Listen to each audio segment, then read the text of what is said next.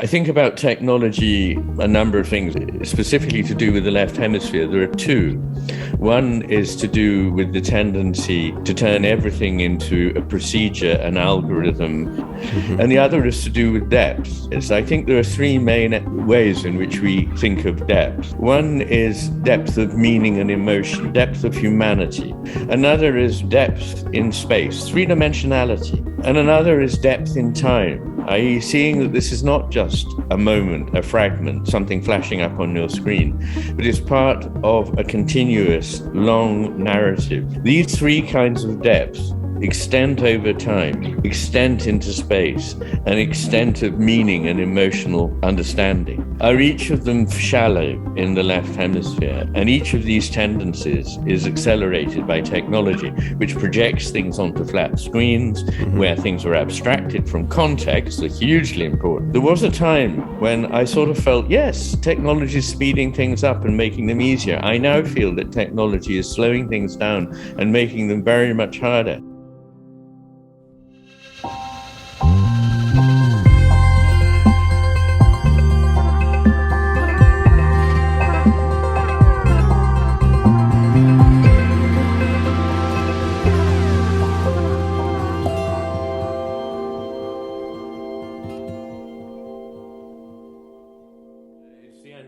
Here, and it's going to get darker in here, so if I put a bit of overhead lighting on, that'll probably help. Cool.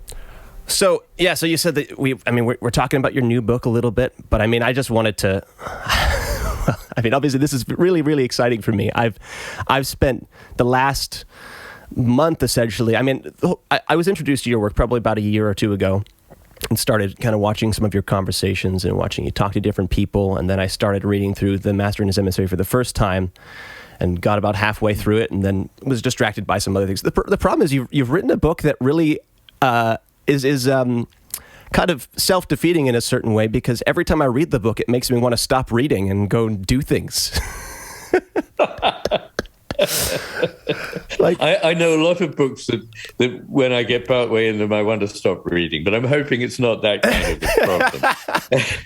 Well, it's like I've been, like I said, it's exciting. Like I read through this book and I had to keep on like trying to go back to reading it, not because it was boring, but because it made me so excited to go and just live and experience life and go and and go and kiss my wife and go on a walk and go listen to music. It was just Wonderful. Well, I think that's the best kind of tribute, really, because what I want very much is I do everything from not just a purely kind of abstract point of view, but what I want is to express something that I hope is quite deep about life and our experience of the world, and take it back to that.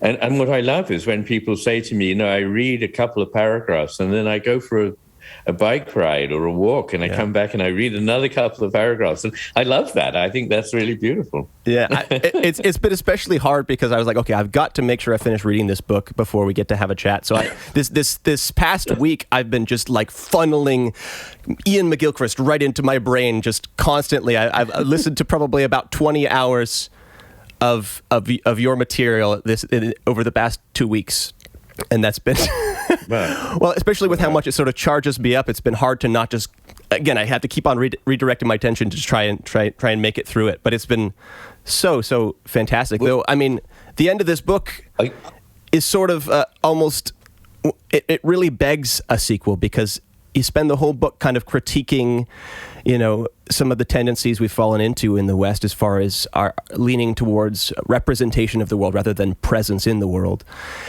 And yes. It just makes me, it sends me on this thought journey of, okay, well, how do I be present in the world? And I'm hoping that's somewhat what this new project is dipping its fingers into. Well, yes, I may disappoint you in the sense that it's not a self-help book. I don't write self-help books. But what I do, I think, is, I trained for many, many years in order to be a psychiatrist. It took me 14 years because I had to start, with medicine and become a doctor, and then specialize in the kind of overlapping area of neurology and psychiatry. And one thing that I think that I was able to do quite well was to diagnose. I'm quite good, I think, at seeing what's happening and being able to bring other people to see what's happening. But one of the axioms in psychiatry is that you don't tell people what to do, not just because you're being kind of annoying, but because if you tell them, they won't do it and they won't believe you, and they're not ready to, because if they were ready to, they'd already be on that track. So what you have to do is, and every, fledgling psychiatrist makes the mistake, because they know very often when they meet somebody for the first time, they know pretty much what this person needs to do. But the mistake you make when you're kind of wet behind the ears is to tell them. And they go, oh, no, I don't think so. That doesn't work. So really what you have to do is to take somebody somewhere and let them see what it is that needs to be done. And that's actually a much better thing to do, because they may see things that you can't see. You can't tell them. And that's really what I try to do in these books, is to open people's eyes to another way of seeing the world. My new book, The Matter with Things, and it's subtitled Our Brains, Our Delusions, and the Unmaking of the World, is how I like very much, thank you for going straight to the point, how we now live in a representation of the world, not the actual world as it presences to us, as to use a sort of Heideggerianism, but it's a good one, and one can't get away from it. The idea of something that comes into being for you through your attention to it, rather than your already conceived theory, map, idea, which is very, very, very much simpler and leaves almost everything out. The paradox that I always trip over there is that, as soon as you are, perhaps you become aware that your experience of a thing, say a tree, is just sort of a representation of a tree, and you have kind of an abstraction of trees and treeness, and you're not really looking at a tree. But then you try and go in, okay, so I'm going to go and interact with a tree anew for the first time and try to really see this tree as something different than just this abstraction of treeness. But then as soon as I'm seeing it again, and I begin to take note of different features of it, I start making a feature list again, and then it becomes a new abstraction of a tree, and I'm still, I don't know, it's so frustrating, because you want to, or at least you become frustrated with this idea of abstraction and of representation. You want to have real presence, but then as soon as you get into it, it comes right back to abstraction and to representation again. What you're pointing out is both, I think, a general human tendency and one that is particularly marked in our own age. Why I say a general tendency is that this was, of course, one of the themes of Wordsworth, about the difference between his experience of the Lake District, where he grew up, the mountains, the lakes, the waterfalls, the rocks, the whole thing was, as he says, when he was young, it spoke to him, and it was a living presence. He was somehow intoxicated by it when he was in its presence. And as he got older, he couldn't help substituting the idea of, oh yes, that's a beautiful scene. It's a lake and a mountain and so on. And it's getting back from that he often talks about. He uses the phrase in his Ode on the Intimations of Immortality. He says, shades of the prison house close around the growing boy. And he was talking about his own experience, that this prison house of abstraction, generality, theory takes over from the immediacy of experience. And I think it's something that one has to be aware of and keep practicing. And, I did say I'm not here to give self-help, but there are certain things like paying very close attention to pieces of music or poetry, not just kind of putting them on in the background, but actually listening to them very carefully. And meditation of various kinds. I mean, above all, mindfulness is really a matter of trying to get away from representation and back into the presence of the moment. Right. So, okay, you seem to have a bit of a frustration with being lumped in with self-helpers, or has that happened to you? Have people been approaching you as this self-help guru? Well, yes, in various ways. So, a very nice thing is that I have an enormous correspondence, an enormous mailbag, far too many emails every day than I can conceivably, unfortunately, reply to, though I do read them all. But some of them are very moving appeals for help in a personal situation, which, as I'm sure you can understand, I can't readily give because, everybody's different and I'd have to be there with that person. I can't just advise them in the abstract over the internet.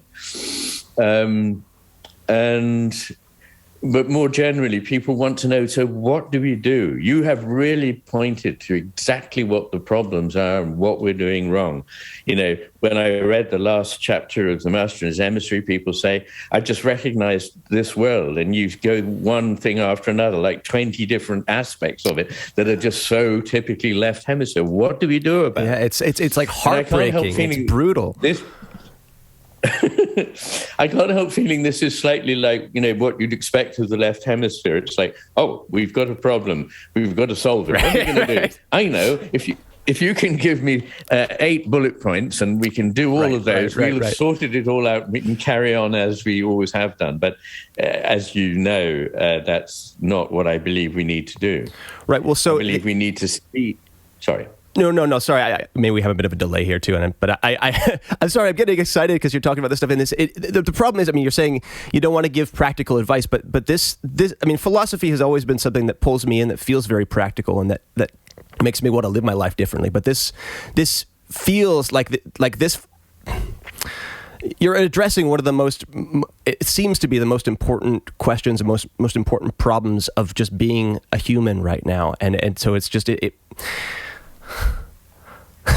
So that's great, because you haven't read my new book.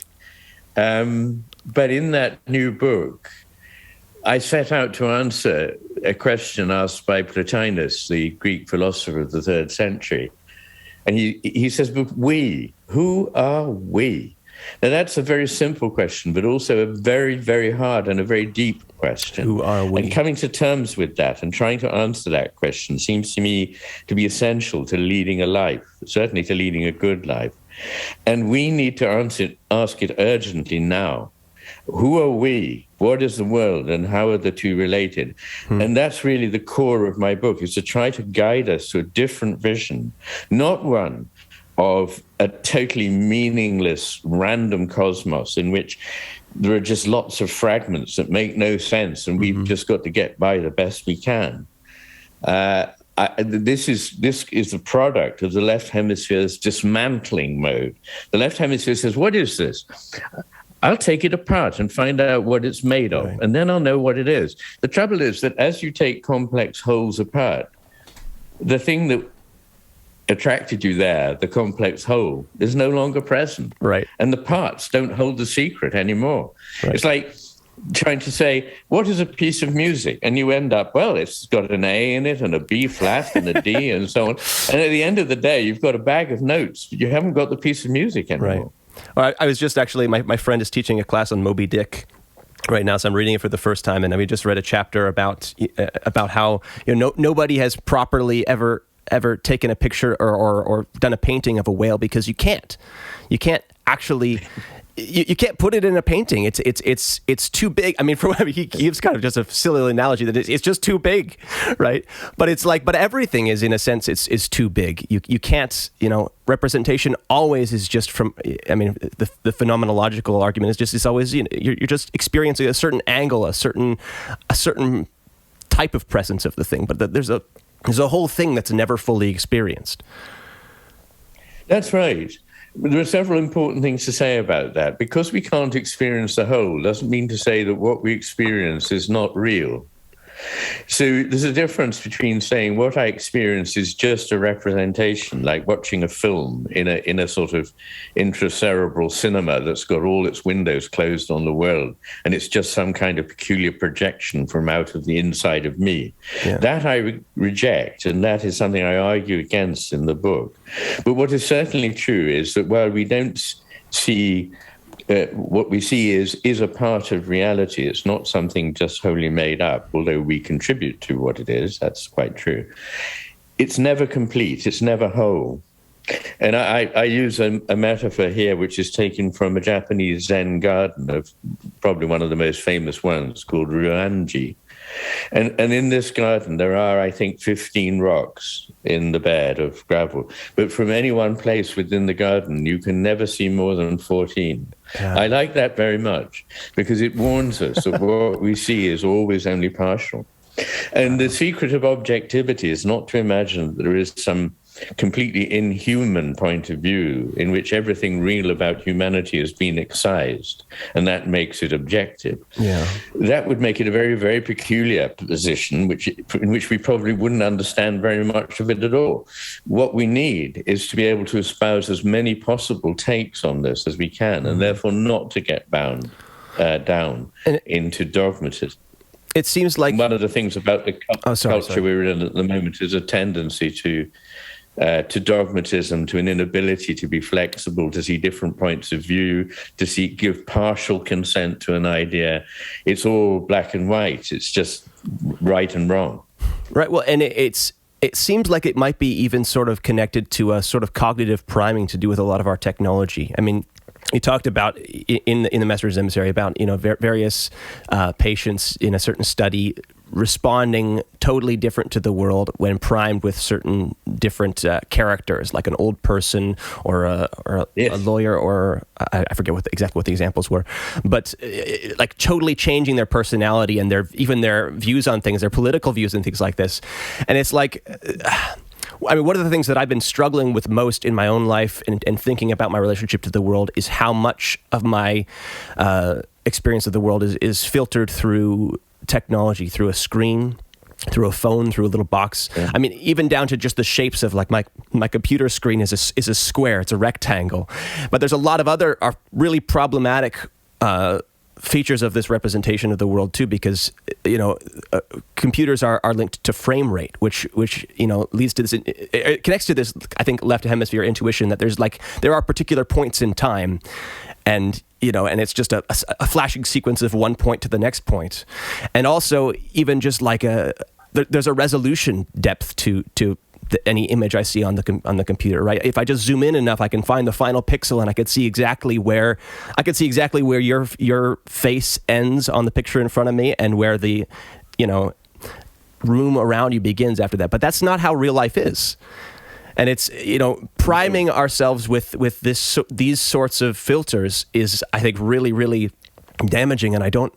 It's like even when I consciously think about that, I don't know what to do, because it's like there's so much of a benefit to interacting with the world through uses of technology, but it seems at the same time so damaging to my experience of the world. Yes, I mean, whether we want to or not, we can't disengage from technology in this world as it now stands. And of course, it makes certain things very much easier. Of course, actually making certain things very much easier may turn out to be a difficulty or a problem in its own right.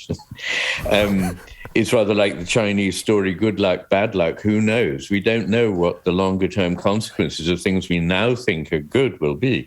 Very often, something we think is good will lead to very bad results, and something we think is bad may actually fortuitously lead us to somewhere providentially rather good. So that's worth bearing in mind.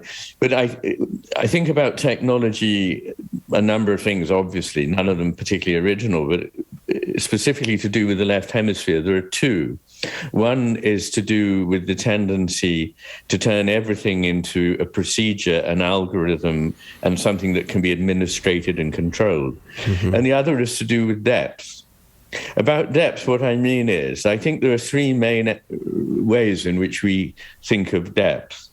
One is depth of meaning and emotion, depth of humanity. Another is depth in space, three-dimensionality, simple as that. And another is depth in time, i.e. seeing that this is not just a moment, a fragment, something flashing up on your screen, but it's part of a continuous, long narrative. A narrative of humanity, a narrative beyond that of the cosmos, more closely a narrative of our civilization and of our life. our individual lives and of our society. These three kinds of depth, extent over time, extent into space, and extent of meaning and emotional understanding, are each of them shallow in the left hemisphere. And each of these tendencies is accelerated by technology, which projects things onto flat screens, where things are abstracted from context, a hugely important point for me, because context changes everything. The very same words can mean the precise opposite depending on the context. And I give some humorous examples at times. But all of these things happen with technology. And the other thing is the simple weight of proceduralization. There was a time when I sort of felt, yes, technology is speeding things up and making them easier. I now feel that technology is slowing things down and making them very much harder. In the last 18 months in particular, I've noticed that far, far too much of my waking time is taken up negotiating some form of technology. Not because I particularly want to, but because I actually have to. Yeah, it's such a it's such a burden on.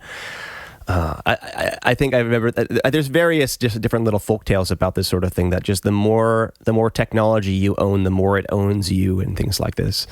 Or it's just it's well, I don't know. I'm very personally just trying to think about how to live my life and how to keep technology in its place. And I don't think anybody really knows what its place is, other than to some extent. I mean, you kind of lay out that to the extent that you can associate technology and what it does with a left hemisphere perspective, it ought to direct our attention back to the world of the right hemisphere.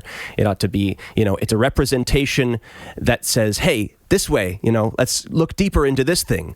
But I mean, one of the most, so the most exciting thing about like our biggest piece of technology in the 20th century is the internet, right? We have access to everything all the time. I mean, I have access to talking to my favorite philosopher right now. I can even though we're not living in the same country, right? So that's really exciting. But at the same time, is that when you have access to everything, the only response that is appropriate is to figure out new means of discarding most of that information, and get much better at being very dismissive, because there's too much information to properly engage with. So you've got to just get really good and really quick at dismissing things and dismissing people and dismissing positions. And I think we get kind of caught up in that. Hopefully we'll bounce back, but like I think that's just about everybody's tendency, is to just try to fit everything into the schedule and get through it as quickly as possible, so that way I can do the most number of things. I mean, you talk about the difference between quality and quantity, which I mean is a pretty common dichotomy. But I mean, that's as soon as we figured out how to qualify what value is in the world, then we just get lots of whatever it is, however get lots of viewers, lots of likes, lots of money. And it's like these things are not supposed to be an end in themselves, but supposed to direct our attention back to what, like money isn't value itself, but it's supposed to represent value and supposed to guide our attention towards what value, this abstraction, or it's not abstracted, but sorry, jump in here. You've alluded to a lot of problems there. I mean, one is that more is not always more. It can sometimes be less.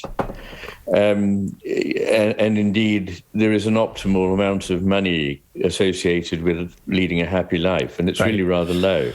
And when you start getting above that, the cares associated with it and the time that has to be devoted to it actually erode the quality of life. It's low. What's the number? How much money do I need, Iain? There's also the so-called hedonic treadmill. That means that once you become familiar with a certain level of pleasure, it no longer gives pleasure, and you have to have more. So there's that problem, but there are many, many others, as you know. I mean, one is that, as you've hinted, the more there is, the harder it is to find what is valuable. Right. It's like looking for a needle in a haystack. And it makes something like constructing a longer argument and bringing a lot of evidence to bear in order to actually make somebody feel something completely different from what they're ready to hear or used to hearing. That takes time, and that's not easy. That's why, I'm afraid I'm a writer of longish books. I hope in the future to write only short ones, if any. But I've just finished a very long book. All I can say is that I think there is an appetite for more depth. There is an appetite for not just sound bites, but actually going into something in some depth now. And it's the evidence is that people are going back to reading books. They actually like physical books as much as they like to read on a Kindle or whatever it may be. And I've noticed also that podcasts often now, the popular ones, are often quite long. I mean, they might take 2 or 3 hours. They don't have to be sound bites. So I think there is some hope there that we will do that. But you're right, that this plethora of stuff is very difficult, because it also encourages you to try to do, as you say, cram as much as possible in. And life is very paradoxical, at least to the left hemisphere, because the more it tries to cram in, the less it has. Right. A life in which you're trying to do 6 things at once means you're not doing anything to your satisfaction or properly or attending to it. You cannot attend to 6 different things at once. You can't watch TV, answer your phone, help your children with their homework, have breakfast, take exercise. You can't do all these things at once. And in fact, slowing down and simplifying life is very important. The great Oriental perception that we have lost is that things have value because they're not always there and they're not always available. If they were, they'd cease to have value. So how, I mean, I can't imagine you spent 20 years digging into this question, this problem, and it hasn't transformed your life in some pretty meaningful ways. Like, what are you doing differently? There's a subtle kind of self-help question. I mean, physician, heal thyself. What exactly are you doing? The answer is actually not a good one. I mean, in some ways, being involved in a very big project, and my God, writing The Matter with Things has been a big project, has to be somehow obsessive. To do it at all, you have to be that person who, rather like a long-distance runner who's practicing for a marathon or something, gets up at 6 and goes running every morning, whether he or she wants to or not. And the question doesn't arise, do I want to? They just have to do it.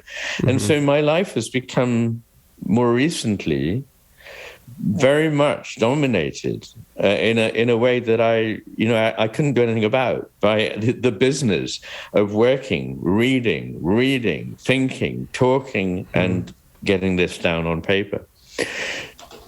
I suppose the cast of mind that I wish my reader to have is one that I think has grown in me slowly over a lifetime, but was there from very, very early. So even in my teens, I thought a number of things that I wasn't being taught at school, but I still thought they were right. And I now know they are right.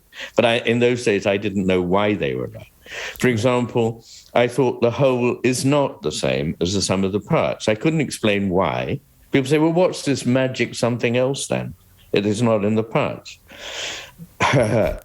Well, at that stage, I just had to go, well, I don't know, but I still believe they're not the same thing. And I profoundly, at the core of all I write is the idea that these things are not the same. I thought that the world was not dead and unresponsive and a mechanical, a bunch of mechanically related things, but that it actually was responsive. There was a reverberation between me and whatever else is there. In other words, a two-way process, not a purely one-way process. I thought that on the whole, things tended to, the further you pushed them, you didn't get further and further away down a straight line. You started to come back to where you had begun. Not exactly the same point, but perhaps at a similar point on a spiral. So you had moved, but you'd moved to another level of the spiral above where you had been. So all these ideas, that context made a huge difference, the whole difference to what you found. And therefore, taking stuff out of context was a really heinous sin. These things I already felt when I was in my late teens, I suppose, or even in my mid-teens. And then they drove me through my intellectual career in studying the philosophy of literature and art, then going off into the mind-body question, which drove me to become a doctor and so forth. So my tendencies have always been towards a vision of life, towards a vision of what matters, which has been entirely consistent throughout. So when people say, how did it change my life? In a way, it hasn't exactly changed it. It's enabled me to express it. And it, what I hope, and it may be a forlorn hope, is that this effort has given something. I just want it to be a gift to somebody, that somebody will read it and they'll go, yes, I see that and I resonate with it. And I'll tell you what I particularly like is lots of people write to me in terms that I am so grateful for and honored by, saying your book changed my life or whatever. But they also say something else, which I very much like, which is, what you revealed to me was something I had no words for. I'd never been able to say or express or didn't know how to argue for it. But I knew it to be the case at some deep level. And what you have done is you've given me arguments, you've given me words, you've made me understand how it connects with the things that people say, and indeed is very important, and perhaps more important than what it is we're taught to believe by the culture in which we now pretend to live. I say exist rather than live anymore. But anyway, so what I'm really saying is I hope that what happens is that there is an unveiling for people of something that they kind of recognize that isn't something that is totally alien, but is nonetheless quite different from what they see. And they begin to espouse that. But, perhaps to be a little bit more practical, I mean, my life has always involved a lot of spending time in nature. It's always involved, I'm very, very bad at this. I'm not a paid up member of any religion, but I do like to put aside time for prayer and for meditation, as much as I understand what they mean. Yep. And I think not necessarily knowing what they mean is not a bad sign, actually. I think unknowing is very important in all this process. And I think that listening to music and poetry, reading poetry, I mean, all last year I read a poem every day for 365 days on the internet as something to try and, offer a little ray of light during the lockdown. So all these things have been massively important to me, as well as things like my friendship and my family, So that's where it's at. It's all a bit banal, but I'm afraid the really important things are usually not staggeringly novel. They're things that are ancient. Right. Well, I mean, and to some extent, it seems like what the message you're preaching is a retreat from fixation on the novel and a return to absolutely. Right, to an engagement with I mean, banal even that has a negative connotation, but an engagement with the things that you dismissed as boring because you were wrong, right? Yes. Well, could I there just make a little gloss on the word novel and the word new? Okay. Because in my vocabulary there is a difference. One has to find a different way of expressing. The sort of meretriciously novelty for its own sake, something different, something new that we just make up. And that's what one might call turning away from reality and developing a fantasy or something that might be. And I'm not saying there's anything wrong with it, but to see things anew is not to see something different in the sense that I'm no longer looking at the same scene. I'm looking at the same scene, but I'm seeing it with completely new eyes. So what I'm seeing is new. It's not new in that it's completely transformed. It's got psychedelic colors and it's full of little flying insects and, No, but I'm looking at the same mountain, but I'm seeing the mountain for the first time. It's really, really there. And that is, again, a distinction Wordsworth and Coleridge made between imagination and fantasy. Imagination is not what takes you away from reality, but is your only hope of contacting reality. It's by using your imagination to get into what you're seeing that you get there. And I quite often quote from Thoreau, it's not what you look at that matters, it's what you see. And that's really what, that encapsulates it. Right. Well, I like, again, the reason why I feel like this is so energizing and so exciting is because it seems to plug into almost all of the major, even social issues people are very passionate about these days that people are identifying in our culture. Like, people are very, there's a large movement of kind of anti-racism and anti-sexism and all these different isms, because people are really frustrated with ism, because ism is this tendency to again, that's very, it's very, of course, like when you're thrown into a world where you have access to every book, every country, every person, every place, then the only way to make sense of all that is to compress them all down to very, very simplistic little templates about, okay, this is what Chinese means. This is what being a male means. This is what being gay is. This is what a Christian is, right? And all these things, people are so frustrated because they're so misunderstood by everyone around them, but how is anybody going to help it, right? The only way to engage with all this information is to treat it very, very simplistically.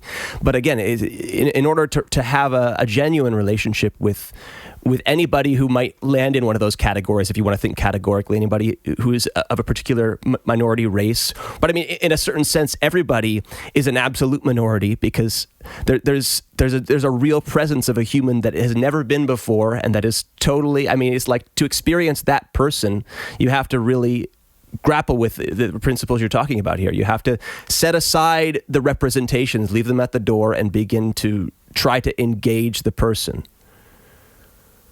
Absolutely. Everything that is unique. There are no general anythings. Those are only mental constructs which the left hemisphere makes in order to try and help shape reality. Everything that exists is unique. No two blades of grass are the same. Certainly no two people are the same. And that is something that is an absolutely classic right hemisphere, left hemisphere difference. The right hemisphere understands uniqueness, the left hemisphere doesn't. It sees things as abstracted representations of a category. Isms. In my 20s, I wrote a book called Against Criticism. And in it, I took up cudgels against many of the isms in the academic world, which basically meant a way of not looking at a work of art, or at least certainly looking at it and not seeing it. So you put a poem or a novel or a painting or whatever it was through a machine which was your ism. I'm going to look at it from a structuralist point of view, from a Marxist point of view, from a feminist point of view, from whatever it was.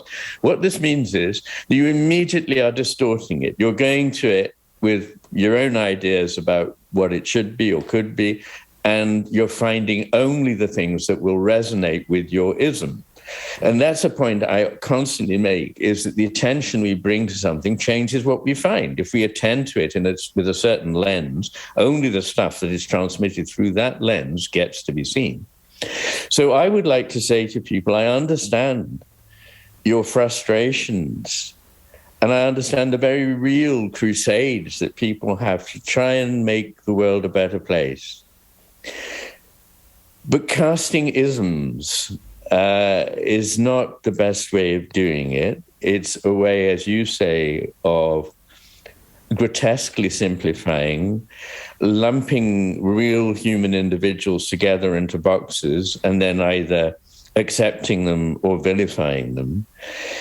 And it does that very dangerous thing of taking you away from the human world, in which there are only other suffering human beings with all their complexities, with all their contradictions, with all their very real needs and feelings, which can't be summarized in a simple phrase. And the proper approach to this is a more humble one and a more compassionate one. what I hope for is a world in which we can approach one another with a degree of empathy and compassion and say, you're a man, that's great. There's something wonderful about men. You're a woman, that's wonderful. There's something great about women. Why can't we admire and love both of these? In fact, the best kind of world would be one in which men and women really admired one another and liked the best about one another without having to be exactly the same. And the same is true of everything else that you can apply these isms to. A compassionate, complicating and complicated way of looking at things rather than a cartoon-like one that leads often to, really, really nasty, narcissistic vitriol being poured on people that you don't know and you don't understand. Just say to people, have a little humility about that.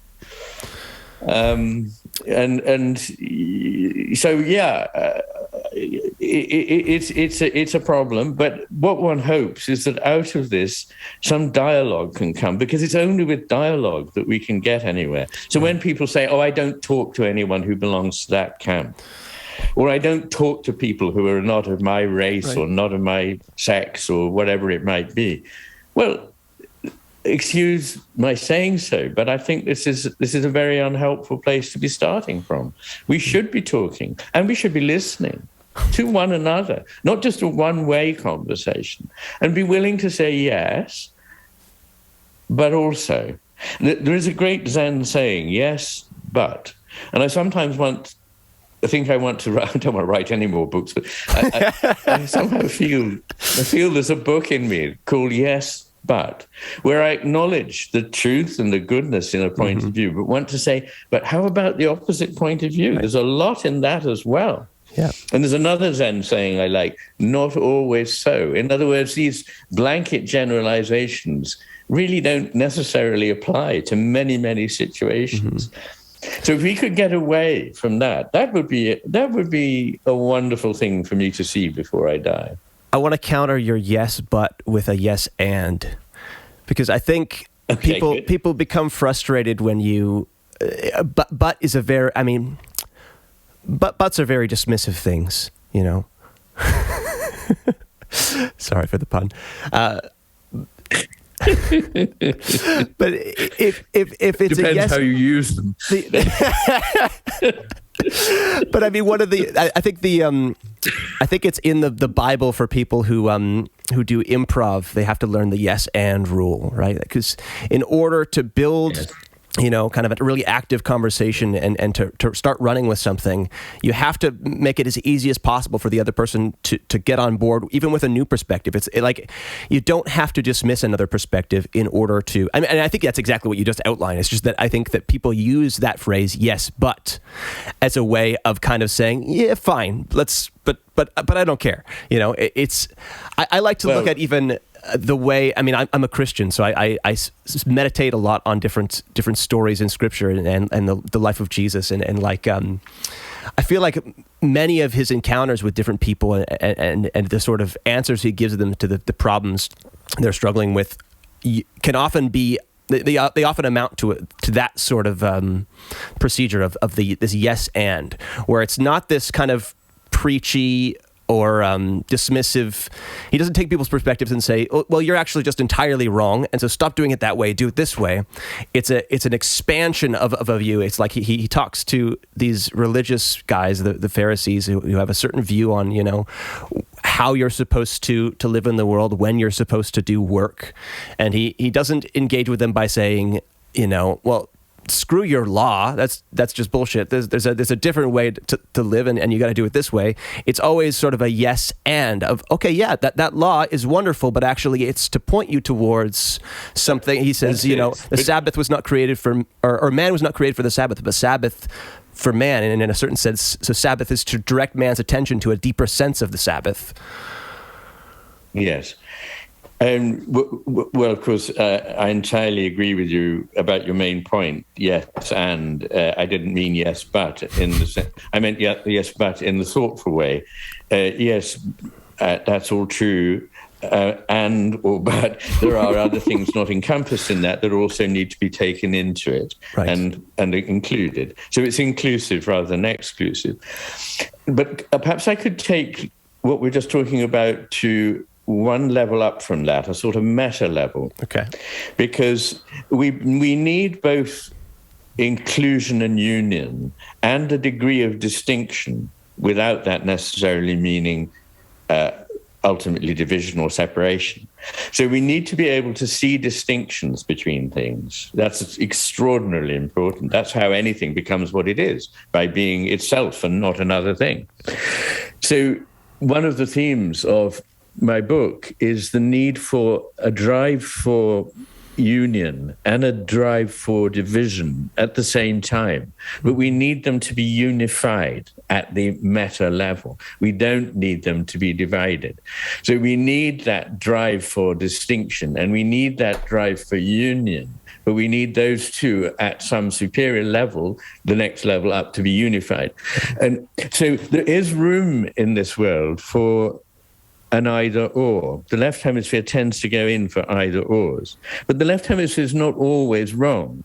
It's actually quite a good servant. The whole point of the metaphor of the master and his emissary in the title of my first book, not my first book, but my earlier book, as you know, comes from the idea that there is a sort of master that's wise and appoints an emissary who can only see so much, but by seeing so much can do some good as long as it remains in service to the master. It's when he thinks it's the master itself that things start to go wrong, because it can't see what it is it can't see. It doesn't know what it is it doesn't know.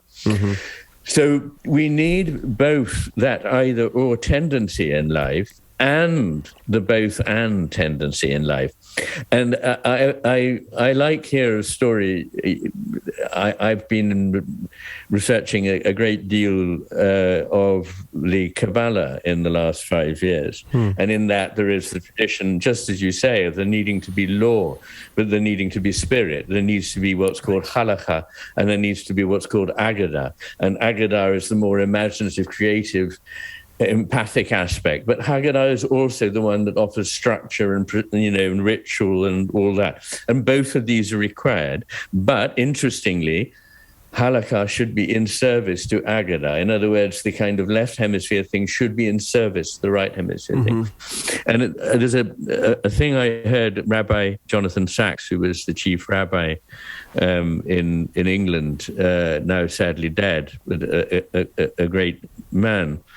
And he gave this story, which I heard on the radio one day, and I wrote to him and asked him where it comes from. Apparently it's out of the Torah somewhere.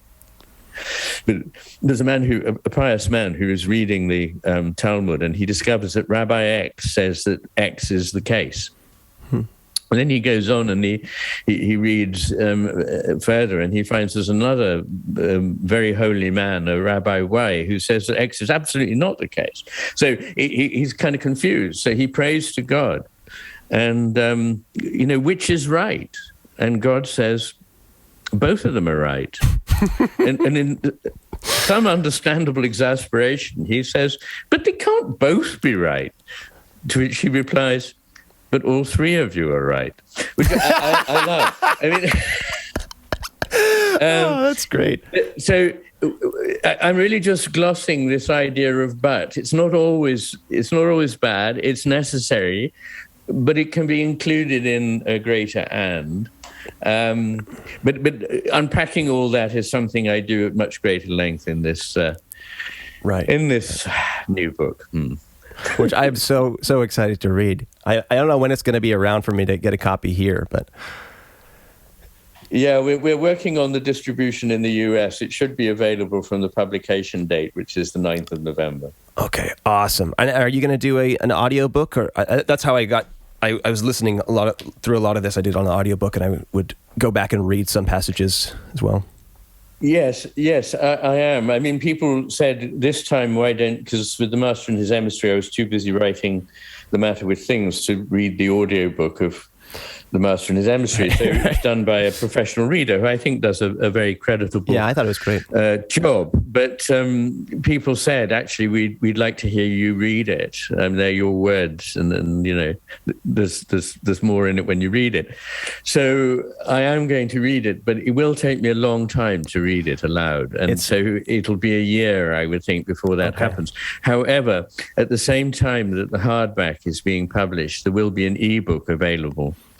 So for those who would prefer to have it on a Kindle, because the books are big.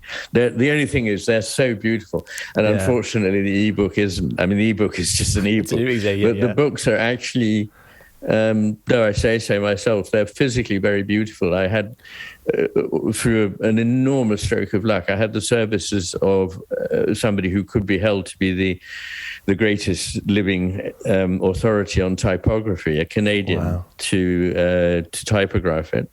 And it's bound in signatures. It's on high quality paper. Beautiful. It has lots of illustrations. It's beautifully bound. It is a book such as you can be proud to own, and it will not fall apart. So we've got this kind of fractal experience of the philosophy in the book, where you have it available on the Kindle, which is more of a representation that ultimately ought to guide you towards the real experience of the book. Yes. But I mean, one of the things that, again, I mean, a lot of this stuff that links up with different things I grew up hearing, but it brought to my mind this passage in Ephesians talking about, it says let me see if I can remember exactly what it says. I think it's something like, in the fear of Christ, submit yourselves to one another. And then it kind of goes on and talks about wives and husbands submitting to one another. And it's like, I just love that first phrase, though. It's in fear, or in one of the versions I looked at this morning, it said in the dread of God. So in this, like, I mean, I definitely felt a certain sense of dread reading the last chapter. I mean, and you said other people have as well, just realizing, oh my God, there is so much of life and so much of experience that I've been dismissing, and that I've missed, and that is really real, that I need to engage with. And it sounds like, sort of in light of that, the author of Ephesians is saying, when you've come to that realization, you need to then submit yourselves to one, especially to people who care about you. I mean, wives and husbands ought to know each other probably more deeply than most other people. Yes. Well, of course, the word fear has come to have a narrower meaning than it had when the King James Bible was translated. But I mean, the way I think of it is perhaps more encompassed by the word awe. And I mean, I'm nobody to try and, who am I to say what I think is essential to the spirit of the spiritual life or of a religious life. But I think there are three things that have struck me as particularly important, and as perhaps not very obviously present in our modern world. One is the sense of wonder and awe. Another is we too readily think we know it all. And of course, the more you think you know it all, the more mistaken you are. Mm-hmm. Another is humility, simply accepting that one is a very flawed being, but that doesn't mean that somehow one is worthless, nor does it mean that one is somehow worth much less because one is awestruck, or is something that takes you up into the nobility of what you are in awe and wonder before. Mm-hmm. Being humble is not a matter of abasement, but it's a matter of recognizing your position in a network, the network of the cosmos, that you can only know some bit of. Mm-hmm. And the third element, I think, is compassion. And I think what I would say from what I know of holy people and of religions, which, although, as I say, formally I'm a Christian, but I don't go to church, and I haven't really very much in my life at all. But I think there's enormous wisdom in the Christian mythos, a word I use not with any sense that it's not true. A mythos is a story which is possibly true or not. And we all have them. I mean, people who don't think they have a myth by which to live have the myth of the senseless, pointless, random universe, which is just a machine. That's a myth as well. It may be true, it may not. Christianity is a myth, and it may be true. But all I'm really saying is that in all these myths around the world, which encapsulate the wisdom of people who've come before us, and in the things that have been said by people who've impressed me with their holiness, whatever religion or none that they come from, I think there are those three qualities of awe, or perhaps what you were talking about, fear, humility, which, as you talked about, submit yourself to one another, and compassion, which is bound up in what St. Paul was saying there. I have to say, and there's no reason why you need agree with me at all, I find, and it's completely irrelevant, and you can cut this out of our interview tonight, I find I have a problem with St. Paul. He is my stumbling block with Christianity. Really? The story of Christ, the Gospels, and the rest is fantastic. I find Paul a figure I have to do some reckoning to come to terms with. But that's no doubt my...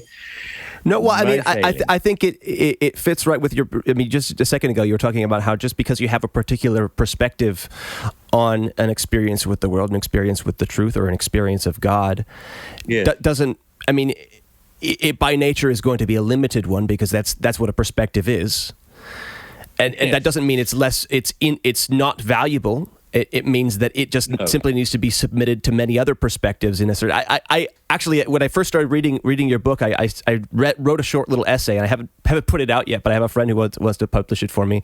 The essay is called Metaphysical Depth Perception, or Metaphysical Trigonometry, where I just kind of use this silly little metaphor, kind of riffing on Viktor Frankl's. I think it's in The Will to Meaning. But anyway, he talks about just like you begin to see things when you combine different perspectives, you can actually see a much deeper. You get a much deeper sense of what the true thing is. And so again, when you submit yourselves to one another, especially people whom you trust and you feel like have a good head on their shoulders, a good set of eyes in their head, you can actually get a deeper sense. I mean, you can have trigonometric depth perception into the metaphysical realm, if that's not too crazy of an analogy to use.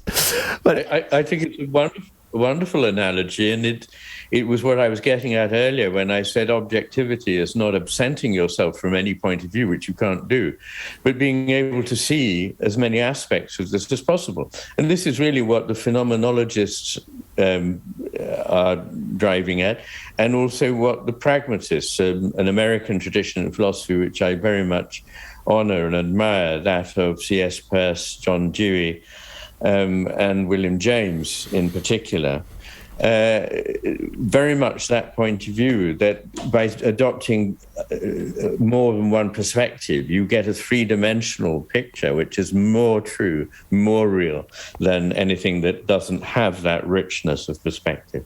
Yeah. So perhaps we're getting to a point where we need to wrap up now. Yeah. Okay. I'm so sorry. I know we've got a minute or two over here, but thank you so much for taking a little while. No, we can go on for a few minutes. I mean, really? We don't have to abruptly stop. But all I mean is that I'm coming to the end. Okay. Phew. I really want to be respectful of your time, because honestly, it feels like it's such a privilege to get to chat with you, Iain. I mean, the last hour has been such a joy. Well, thank you. It's been a great pleasure for me too. And obviously there's so much that we could talk about. That's the trouble. There's no natural end to this conversation. Well, I was wondering, someone actually has to have an unnatural one. My eye's been catching in the background of your room this beautiful painting. I wondered if maybe if you wanted to wrap things, maybe you could tell me a little bit about that before we go. Yes, I have used that painting and another painting, a more somber painting in the same genre by the same artist, for the covers of my book. I own both paintings. The other one's in the hallway here. at my house, and they're on the covers. I've used them for the covers of volumes 1 and 2, the 2 volumes of The Matter with Things. Awesome. They're by an artist called Ross Loveday. He has a presence on the web if people want to look him up. I did consult him as to how he felt about my using them in this way, and he was gracious about that and very pleased for me to do so. And I think what I love about, well, apart from the fact that they just are very beautiful, and beauty is a very difficult thing to analyze, but there are many so-called abstract paintings that do very little for me. But as soon as I saw these 2 paintings, and I'm sorry I can't show you the other one right now, something in me said, these are very powerful.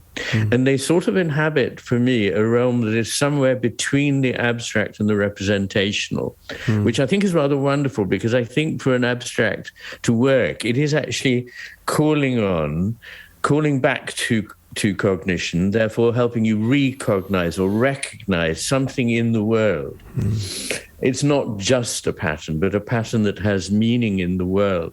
And so what these paintings do for me is bridge the representational and the abstract. They bridge the landscape around me with an inner landscape that I find appealing. And they form something that I think or hope will resonate with the reader of the book as they see these images unfold. So thank you, Ross Loveday. As one feels for every artist, I mean, it's just gratitude for all the work that goes into it, you know, the work that goes into any great work of art. I mean, I'm only seeing a fairly low resolution, you know, pixelated version over your shoulder, but honestly, just looking at it feels, it really brings to mind, you did this one beautiful talk about the concept of longing a little while ago, and that was so moving to me. And it brought words to really, it feels like the sense of the experience you've had looking at this painting, which I'm feeling it even in this moment as I'm looking at it over your shoulder. Yes, it's hard to see, but it is. I can understand that, and thank you for those words. Yes, that was a talk I gave at Heathrow College a few years ago, in Theological College in London. I hope it's still on the web anyway. Fantastic. Okay, so is there anything? Sorry, I was going to say, is there anything that you want to anybody who's watching this video, any place you'd like to direct their attention to next? I mean, obviously, go buy the book. Well, the best place to buy it, because it's cheapest there, and most readily available, is on my website, Channel McGilchrist. So if you just Google Channel McGilchrist, it will take you there. Even if you misspell my name, I hope it will take you there. And yes, there you can hear me talk about many things and about the book. And we've tried to put a lot of material up there. Very large amount of it is in a public area where anybody can just go and browse for as long as they want. If you're moved to contribute, then you can, and you become a member, and there's more privileges to membership. But I'm hoping one day to move to a way in which we can support ourselves only by donation. I would prefer that, really. That'd be great. Anyway, channelmcgilchrist.com is where you can find out more about me and my work, and you can buy the latest book, which is now beginning to go out, certainly within the UK. As I say, distribution overseas may have to wait till publication date, the 9th of November, for technical reasons I don't entirely understand. Okay. All right. Well, thanks again so much for chatting with me. This has been fantastic. Thank you. Thank you, Garrett. It's been a great pleasure. Thank you. Well, that was interesting. If you enjoyed this conversation, feel free to share it with a friend. Or, even better, take whatever you found interesting here and go and have a real face-to-face conversation with somebody that you care about, or somebody that you don't understand very well. I think face-to-face conversation is one of the most important tools that we have for building and maintaining real relationships and real communities. Many institutions in our lives have an incentive to crowd out these longer, more engaging interactions with short-form junk food content. The point of this project for me is to spend some time pushing back against some of those forces in my life. I want to practice listening to and engaging with people that I don't necessarily understand very well. I also want to spend some time listening to and learning from some people who seem to have a good track record of listening to and engaging with people that they disagree with. If you're interested in working on some of this stuff too, feel free to keep up with this project by subscribing and pressing the little bell thingy that lets YouTube know that you want to keep seeing these videos. I really think that if we can get better at conversation, we might actually change the world. Anyway, thanks again for watching. I'll see you next time.